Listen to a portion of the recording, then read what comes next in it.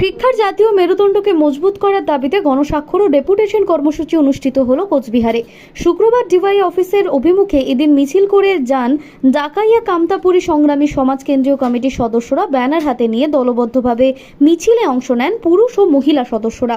এদিন তারা 3 দফা দাবির ভিত্তিতে জেলা শাসকের দপ্তর সহ জেলা বিদ্যালয় পরিদর্শকের করণে স্মারকলিপি প্রদান করেন।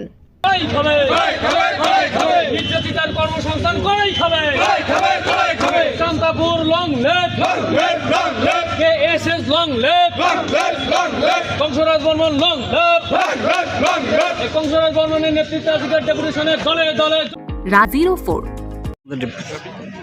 কামতাপুরী সংগ্রামী সমাজের পক্ষ থেকে আজকের ডেপুটেশন যে নর্থ বেঙ্গলের যে আমরা 1.5 কোটি কামতাপুরী জনগোষ্ঠীর মানুষ বসবাস করি, আনুপাতিক হারে আমরা 70% মানুষ ভারতবর্ষের সঙ্গে যেদিন থেকে যুক্ত হয়েছি সেদিন থেকে ভাষার দিক থেকে আমরা বঞ্চিত হয়ে আছি। আমাদের মাতৃভাষা কামতাপুরী ভাষার সাংবিধানিক মর্যাদা যেমন 8ম তহসিলে আমরা চাই, তার সাথে সাথে রাজ্য সরকার আঞ্চলিক ভাষা হিসাবে স্বীকৃতি দিয়েছে। তো প্রত্যেকটা প্রাইমারি স্কুলে কামতাপুরী ভাষাকে চালু করতে হবে এবং শিক্ষক শিক্ষিকা রিক্রুট করতে হবে।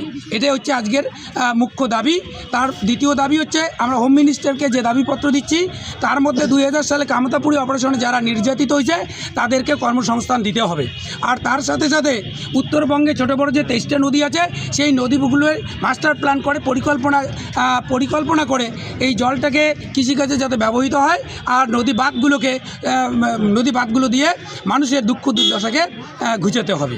এই 3টে দাবির উপর হোম মিনিস্টারকে আমরা একটা স্মারকপত্র প্রদান করব আজকে ডিএমের মাধ্যমে। আপনার নাম? আমার নাম কংসরাজ বর্মন, কামতাপুরী সংগ্রামী সমাজের সভাপতি।